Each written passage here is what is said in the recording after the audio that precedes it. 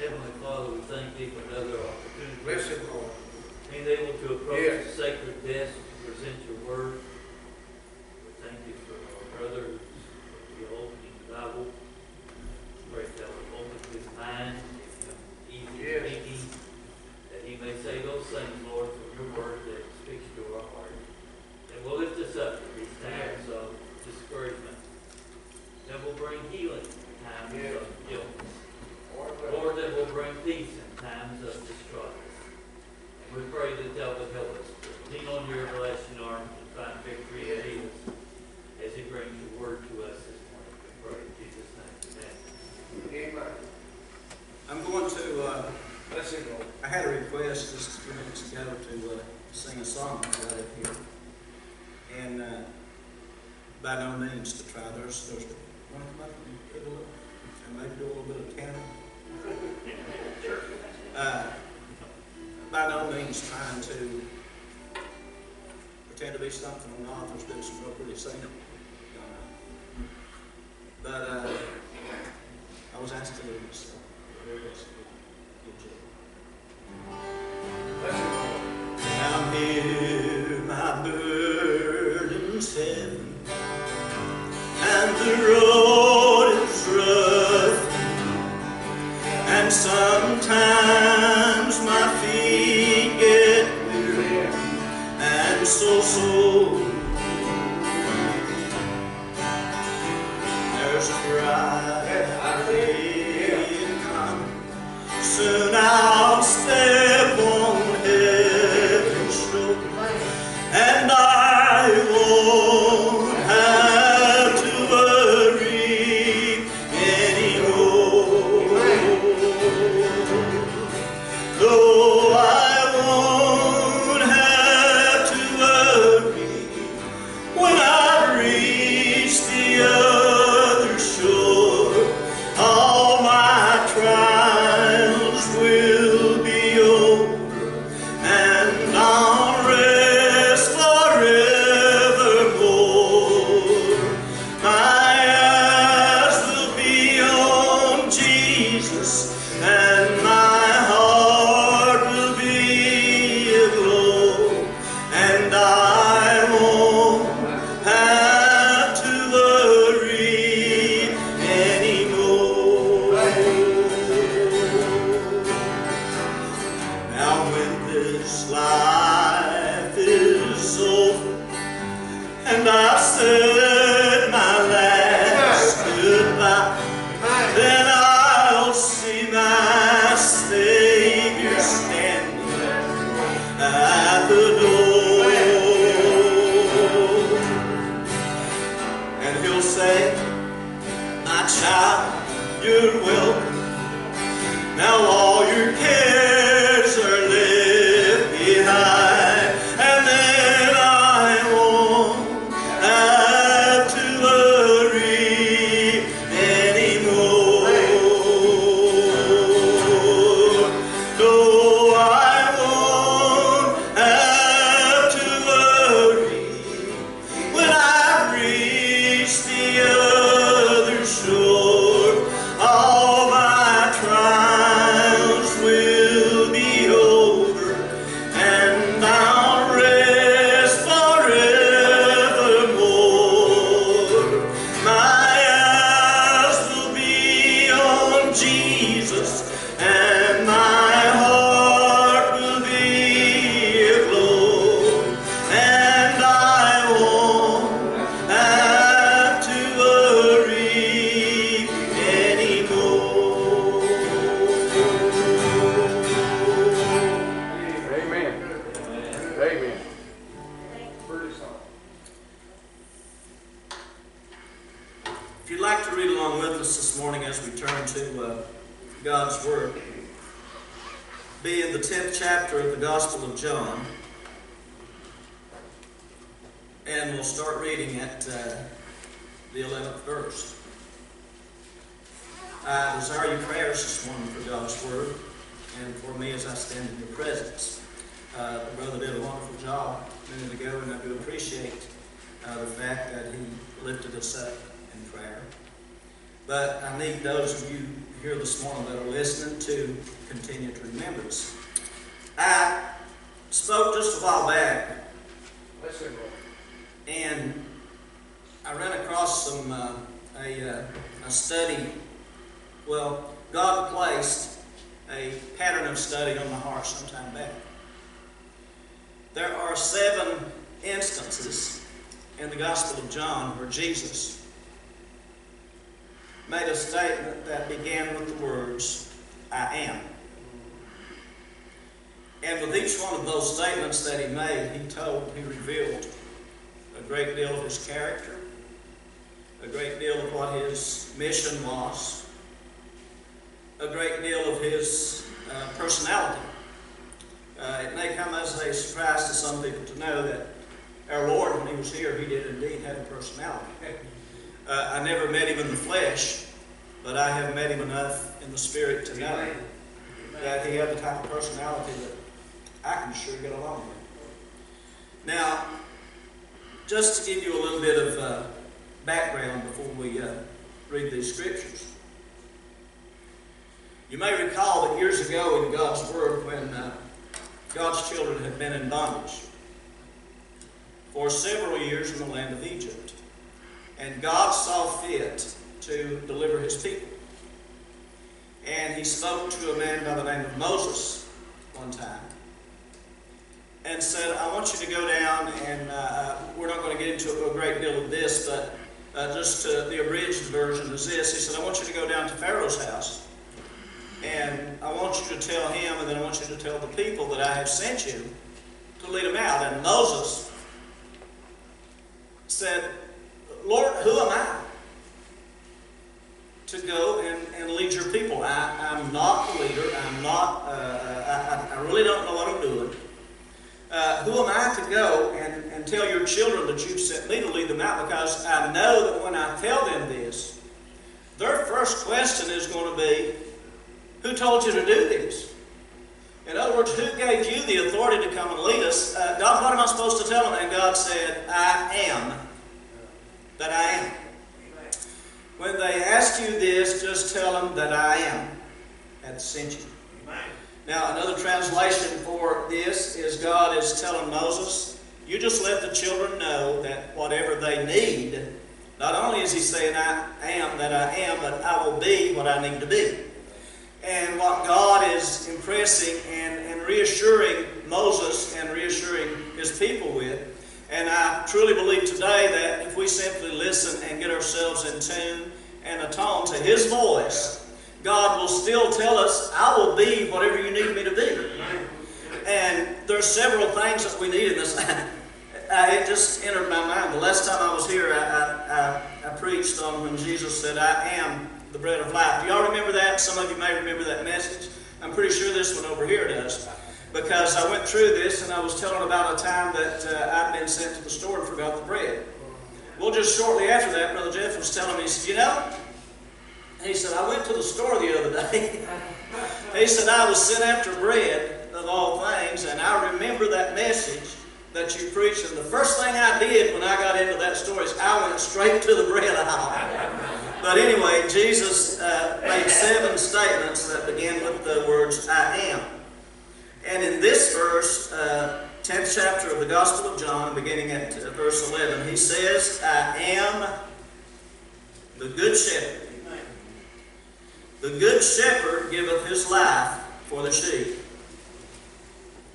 But he that is a hireling, and not the shepherd, whose own the sheep are not, seeth the wolf coming, and leaveth the sheep, and fleeth. And the wolf catcheth them, and scattereth the sheep. The hireling fleeth, because he is a hireling, and careth not for the sheep. And then Jesus reemphasizes this in verse 14 when he says, I am the good shepherd, and know my sheep, and am known of mine. Quite often in God's Word, his children are referred to as sheep. And there are probably several reasons for that, but if you look at, and I have never been a shepherd of literal sheep out there. Don't know a great deal about it.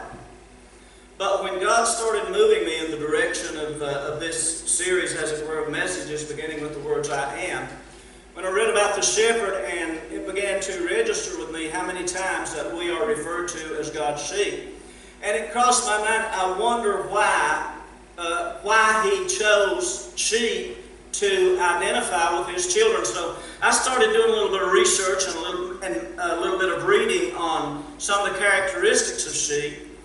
And some of you in here may be more at ease with the farm life than I am. Somebody asked me just a short while after me and Rose moved down here, they said, "Well, I guess you're going down there and become a farmer." Well, I would hesitate to call myself a farmer. I'm more of a gardener. Now, the difference is this: a farmer, when he goes out and plants a crop, if he is literally a farmer, his livelihood is dependent on that crop coming in and that crop doing well. Me, if I go out and plant a handful of white half-runner beans or a handful of cabbage or a handful of this or that, I really hope that it bears and does well. But if it doesn't, I've not really lost all that much. A little bit of sweat, believe it or not, I do sweat sometimes. I actually work hard enough in the garden to sweat. But I'm not really a farmer, so some of you may know a lot more about sheep than I could ever pretend to. But I started looking at some of the characteristics of sheep and how that Jesus depicts Himself as being a shepherd. And first of all, I am really glad when He made that statement in there when He said, "The hireling fleeth because he's a hireling and careth not for the sheep. My good shepherd cared so much for the sheep that He was willing to lay down His very life so that you and I know that you have heard this time and time again, but our prayer is that at some point in time you will hear these same words being spoken over and over and over, but hopefully, prayerfully, at some point you will let that word sink into your heart and you will see what your need is and how badly you need that Savior who, I'm going to say it again, was willing to lay down His life so that you and so that I could have life and have it more abundantly. And not only that, I am glad that I am looking forward to a life when I lay down the walks of this life. I'm going to pick it up new on the other side. Why can I say that with all assurity? Because He is my shepherd. He said He was my good shepherd. But there's a few things to realize about the characteristics of sheep. And I had a man one time that was preaching along this line, and when he mentioned the sheep, he said, "What I'm going to tell you is that you're dumb." Well, I'm not going to tell you that you're dumb. Quite the contrary. A sheep is somewhat of an intelligent animal. They spend most of their life doing nothing but eating and drinking, and you and I can't do that because we've got to go out and work for what we get, right? But God provided for these sheep, and they know where to go. But you know how they know where to go? Because they have a shepherd, and we're talking in the literal sense now. If He is truly a shepherd and truly watching out for and truly taking care of His flock, I want you to notice something. Has anybody ever seen some of the old Western shoot-'em-up movies? You ever notice that when they're out there on a cattle drive, that's exactly what they're doing? They're riding behind those cattle, and they're doing whatever they need to do to frighten those cattle, to keep them moving in this direction. But notice this, my friends, sheep are led. We're not driven. I'm glad that my shepherd leads me through green pastures, and I'm glad that He knows where the best grains of food are. See, like I said, sheep spend pretty much all their time, all their lives eating and drinking, but they're a little bit indiscriminate about what they eat, and it is up to the shepherd, the one who is tending the flock. It's up to that shepherd to take those sheep where the good food is, where things are that is good for them, and where the water is that is sweet and pleasing and is nourishing to them. Man, I tell you what, aren't you glad that our shepherd leads us exactly where the best food is to eat and where the best, clearest, coolest, and soothing water is to drink? When He said, "I am the good shepherd," He said, "I want to lead you. Will you be led?" Need to notice something else about sheep. You see, while they're out there on that meadow or on that pasture field, and sometimes I know that a lot of times when we start looking at visions or pictures or whatever of shepherds and sheep, seems like there's always sitting out there, they show them on this beautiful green hillside, and they show it in this such a peaceful and serene place. But listen, beloved, we as sheep need to recognize the fact that it isn't all sweet grass and cool water. There's a lot of danger out there. You and I should be able to look around at the world we live in today and know beyond a shadow of a doubt, we are living in what the Bible called perilous times. There's no denying that, and if you can't see that, you've been living under a rock somewhere. We are truly living right in the midst of perilous times.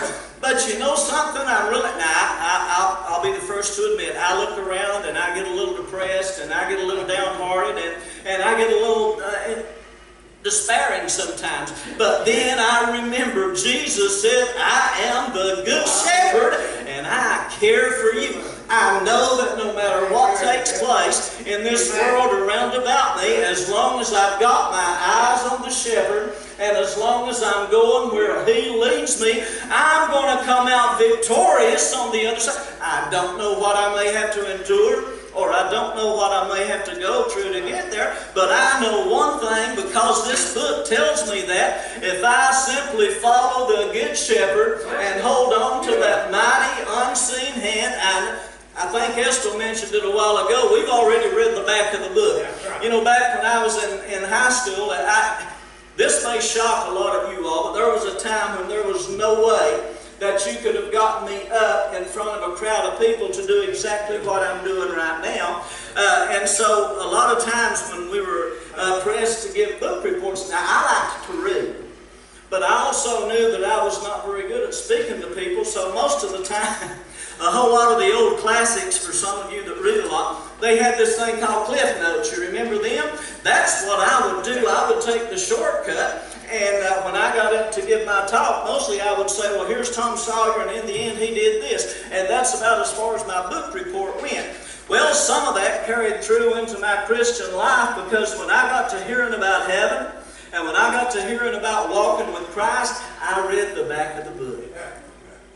And guess what, neighbor?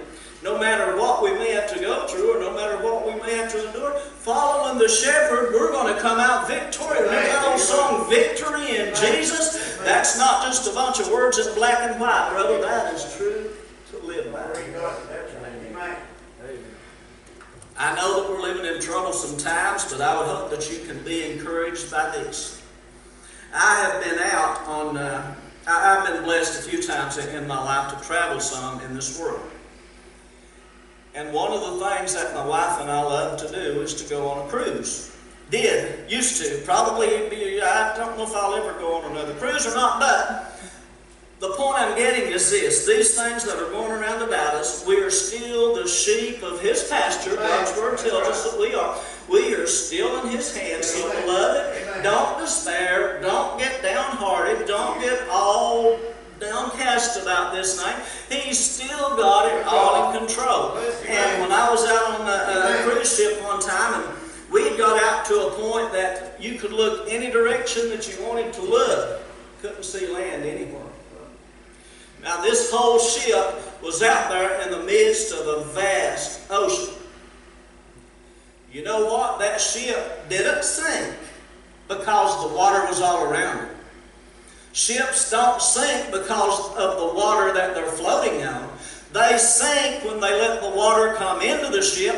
That's when it is dragged down. And you and I, beloved, imagine us as being a vessel and we're afloat on this ocean out here, as long as it's all around us, but we're keeping our eyes on the Good Shepherd. That's right. It can't sink us. Amen. It can't bring us down. Amen. You know, another one of the characteristics of sheep, and all these things go in line with what the shepherd is supposed to do, what his job is. Another one of these things about sheep, they have a herd mentality. And as long as they stay with the herd, really, beloved, that is the only line of defense they have. You ever saw a sheep? Most of us have. You will notice they don't have any ferocious looking teeth, or they don't have any great big claws or anything of that nature. They really don't have anything to defend themselves with, other than this, staying close to one another. There's strength in numbers, right? Woe be unto the man who gets to this point, or the woman, who gets to the point that they think, well, I am so lifted up and I am so high. I'm so high in the Spirit of God. I don't really need to assemble myself with the church people. Beloved, I'll tell you, I've been in this way a long time. And the more I go, the more I know, the more I need the fellowship of God's people. The more I need the fellowship of my fellow sheep. There was a man, I'm reminded of a story of a pastor who went into a church one time. And there was this one person that pretty much every time that the church door was open, this person was there. And then all at once he just simply quit coming. And it went this way for several weeks, several months. And the pastor was troubled by this because he thought, I really need to go and visit with this person. But I really don't know how to approach it when I get there. I know that he needs to get back into the fellowship of God's people. I know that. But knowing this person's disposition, I really don't know how I'm going to approach it. The pastor went and visited this gentleman one evening, and it was one of those cold, dreary, early winter days when the sky was all gray, and you know the kind of days I'm talking about, kind of a misty, cold stillness in the air. And he went in to visit this man, and they were sitting in front of this man's open fireplace with a big roaring fire going in the grate. And all this time the pastor's wondering, I know that I need to speak to him. I know that I need to witness to him. God, show me how I'm going to do this. Did you know sometimes the less said with the mouth, the better? He sat there for a long time, him and his friend, and they were watching the fire in the fireplace. And the pastor saw one certain little ember there that was burning so bright. And the pastor reached with a pair of fire tongs and picked that ember up and laid it out away from the fire and just laid it out on the hearth and let it lay there by itself.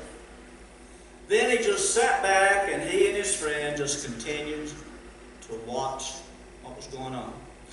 The ember that had been burning so brightly just a few minutes before, when it was in the fellowship, is how I'm going to put it, when it was in with the rest of the fire, it was burning so brightly. But you notice what happened when he took it out and laid it off to its side? In just a very short time, the flame began to die down. In just a very short time, the flame was gone. In just a very short time, there was nothing left there but just a little pale red ember. Now remember, not a word has been spoken to this point.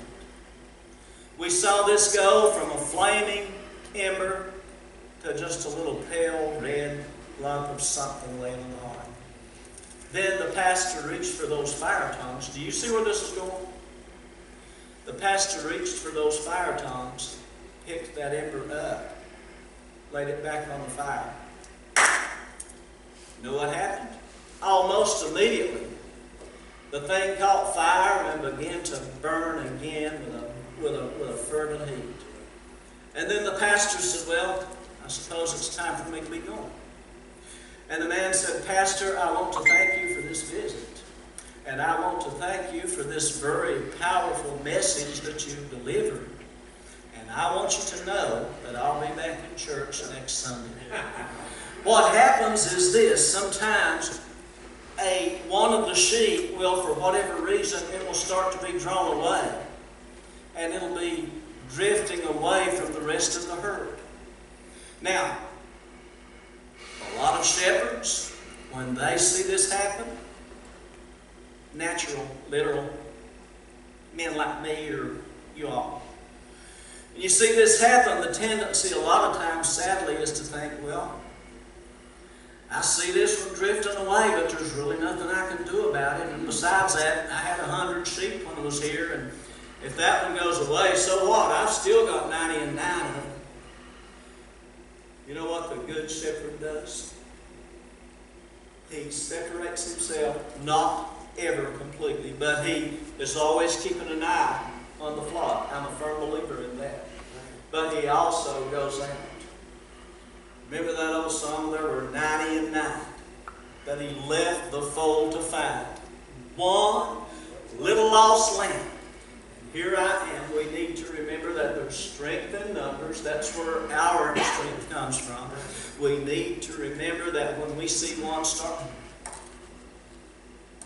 I'm going to be honest with you, I have no idea why this message is going this direction this morning. But I know one thing, this is what God told me to say. This is what God told me to bring. So, continue to pray. We're not quite done yet. But when we see this one sheep starting to drift off, and we can see it, if we will open our eyes and open our hearts and open our minds, if we are truly in the fellowship of God the way that we need to do, we don't have to be told that so-and-so is starting to drift away or so-and-so is. We know that is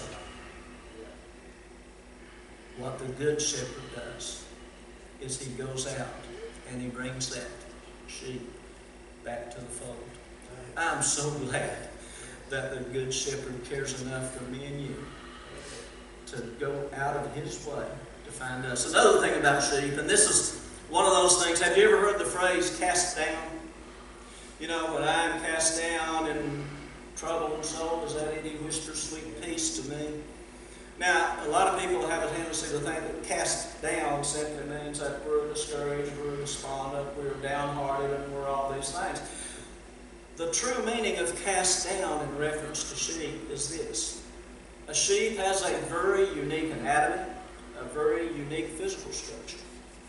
When a sheep is truly cast down, what has happened is that sheep has gotten himself in a position to where he has flailed around, and most of the time he finds out that he's laying down and he's struggling, and as long as he's on his side, he's struggling to get himself back up, he's struggling to make himself right. Worst mistake he can do. Eventually he finds himself on his back.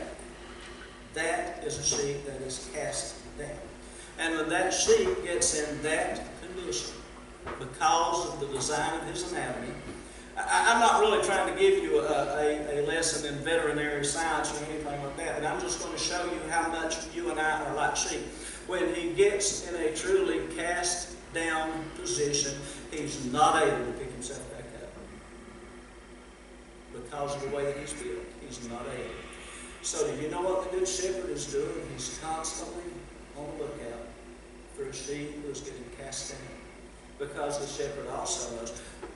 Where is that going? What does that mean in mine and your life? Sometimes when we find ourselves struggling, we find ourselves in a spiritual battle, and we find ourselves being overcome or on the verge of being overcome, and we struggle with everything in us. I've got to make this right. I've got to make this right. I've got to get back where I belong. What you need to do in times like that, the shepherd, the good shepherd, is looking for that cast down sheep. And he's the only one that can make it back right. Amen. One of the most wonderful things about sheep, and I was really intrigued when I read this part. In parts of the world where sheep are a very common commodity, each one of them has their own shepherd. When they gather sheep for a stock market or whatever, did you know those shepherds don't really have to separate their sheep? You know why that is? Because those sheep have gotten acquainted with the voice of that shepherd. And that shepherd, regardless of how many sheep are in that fold, when that shepherd begins to talk, when that shepherd begins to speak, when that shepherd begins to move, man, this is a wonderful thing. When that shepherd begins to speak, every one of his sheep know the voice of their shepherd.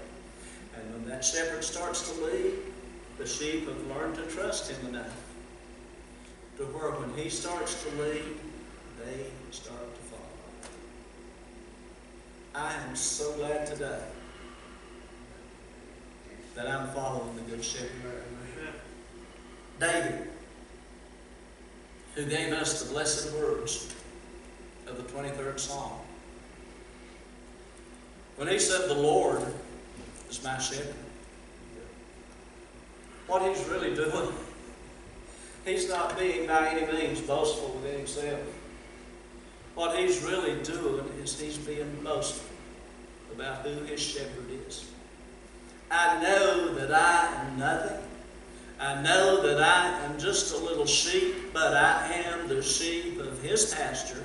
He is my good shepherd, and the good shepherd cares so much for me that he was willing to lay down his life. I know we said that a while ago, but it is well worth repeating this morning. He was so willing to lay down his life so that I could be risen to life everlasting. I'm going to leave you with this morning. Remember who your good shepherd is. I remember a story that we heard some time back about a Sunday school class that had asked all of the little kids to memorize the 23rd Psalm. Now, little Johnny had tried every trick he knew. He just could not master all of the words of the 23rd Psalm. But it came his turn to get up in front of the congregation. And he walked up with his head bowed because he knew he couldn't remember it all. He walked up to the podium with his head bowed, looking down at the floor, and he said, "The Lord is my shepherd." And then he brightened up and he said, "You know, that's really all I need to remember." Brother Ernest, come here.